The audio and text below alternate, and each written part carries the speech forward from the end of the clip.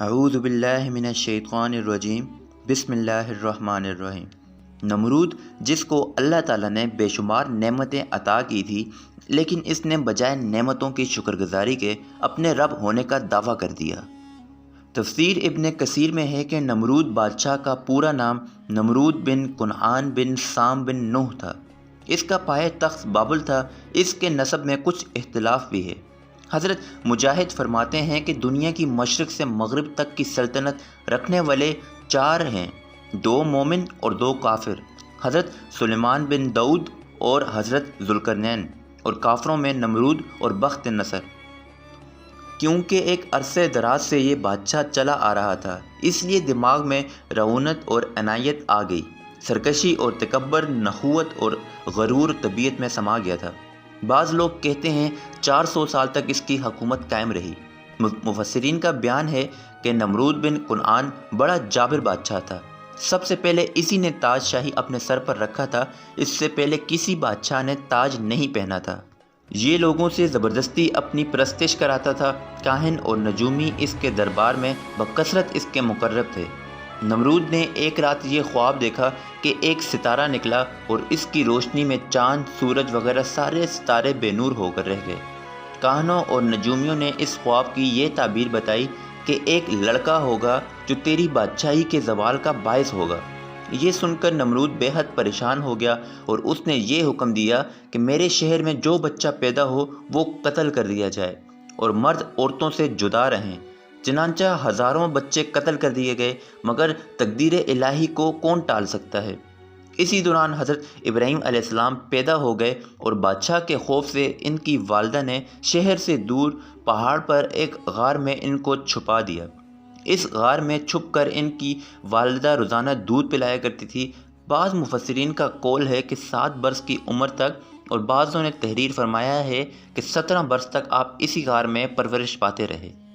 نمرود نے اپنی سلطنت بھر میں یہ قانون نافذ کر دیا تھا کہ اس نے خوراک کی تمام چیزوں کو اپنی تحویل میں لے لیا تھا۔ یہ صرف انہی لوگوں کو خوراک کا سامان دیا کرتا تھا جو لوگ اس کی خدائی کو تسلیم کرتے تھے۔ چنانچہ ایک مرتبہ حضرت ابراہیم علیہ السلام اس کے دربار میں غلہ لینے کے لیے تشریف لے گئے تو اس خبیث نے کہا کہ پہلے تم مجھ کو اپنا خدا تسلیم کرو، جبھی میں تم کو غلہ دوں گا۔ حضرت ابراہیم علیہ السلام نے بھرے دربار میں فرما دیا، تو جھوٹا ہے، میں صرف ایک خدا کا پرستار ہوں جو واحد لا شریک۔ یہ سن کر نمرود آپے سے باہر ہو گیا اور آپ کو دربار سے نکال دیا اور ایک دانہ بھی نہیں دیا۔ آپ اور آپ کے چند ساتھی جو مومن تھے وہ بھوک کی شدت سے بہت پریشان ہو گئے تھے۔ اس وقت آپ ایک تھیلا لے کر ایک ٹیلے کے پاس تشریف لے گئے اور تھیلے میں ریت بھر کر لائے اور اللہ تعالیٰ سے دعا مانگی تو وہ ریت آٹا بن گئی، اور آپ نے اس کو اپنے ساتھیوں کو کھلایا اور خود بھی کھایا۔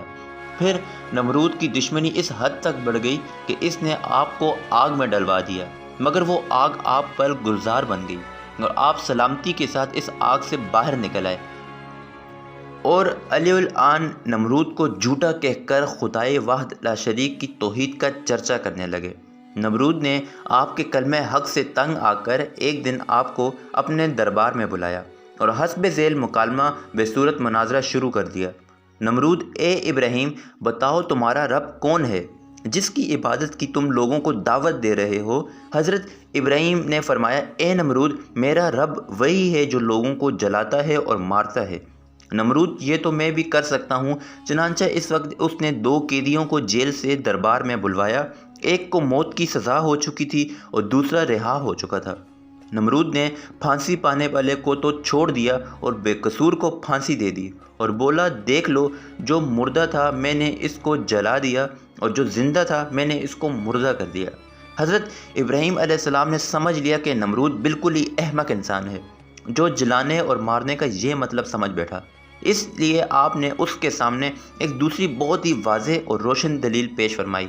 چنانچہ آپ نے ارشاد فرمایا، حضرت ابراہیم نے فرمایا، اے نمرود، میرا رب وہی ہے جو سورج کو مشرق سے نکالتا ہے، اگر تو خدا ہے تو ایک دن سورج کو مغرب سے نکال دے۔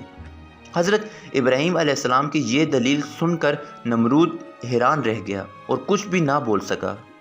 اس طرح یہ مناظرہ ختم ہو گیا اور حضرت ابراہیم علیہ السلام اس مناظرے میں فتح مند ہو کر دربار سے باہر تشریف لے آئے اور توحید الہی کا ویز علی العان فرمانا شروع کر دیا۔ زید بن اسلم کا قول ہے کہ اللہ تعالیٰ نے ایک فرشتہ نمرود کے پاس بھیجا، اس نے آ کر اسے توحید کی دعوت دی لیکن اس نے قبول نہ کی، دوبارہ دعوت دی لیکن انکار کیا، تیسری مرتبہ اللہ کی طرف سے بلایا لیکن پھر بھی یہ منکر ہی رہا۔ اس بار اس کے انکار پر فرشتے نے اس سے کہا، اچھا تو اپنا لشکر تیار کر، میں بھی اپنا لشکر لے کر آتا ہوں۔ نمرود نے بھاری لشکر تیار کیا اور زبردست فوج کو لے کر سورج نکلنے کے میدان میں آ ڈٹا۔ ادھر اللہ تعالیٰ نے مچھروں کا ایک دروازہ کھول دیا، بڑے بڑے مچھر اس کثرت سے آئے کہ لوگوں کو سورج بھی نظر نہ آتا تھا۔ اللہ کی یہ فوج نمرودیوں پر گری اور تھوڑی دیر میں ان کا خون تو کیا، ان کا گوشت پوست سب کھا گئی اور سارے کے سارے یہیں ہلاک ہو گئے، ہڈیوں کا ڈھانچہ باقی رہ گیا۔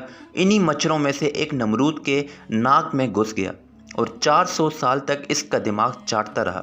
ایسے عذاب میں وہ رہا کہ اس سے موت ہزاروں درجے بہتر تھی۔ جب ابراہیم نے کہا میرا پروردگار تو وہ ہے جو جلاتا اور مارتا ہے، اور بولا جلا اور مار تو میں بھی سکتا ہوں، ابراہیم نے کہا خدا تو سورج کو مشرق سے نکالتا ہے، آپ اسے مغرب سے نکال دیجئے۔ یہ سن کر وہ کافر حیران رہ گیا اور خدا بے انصافوں کو ہدایت نہیں دیا کرتا۔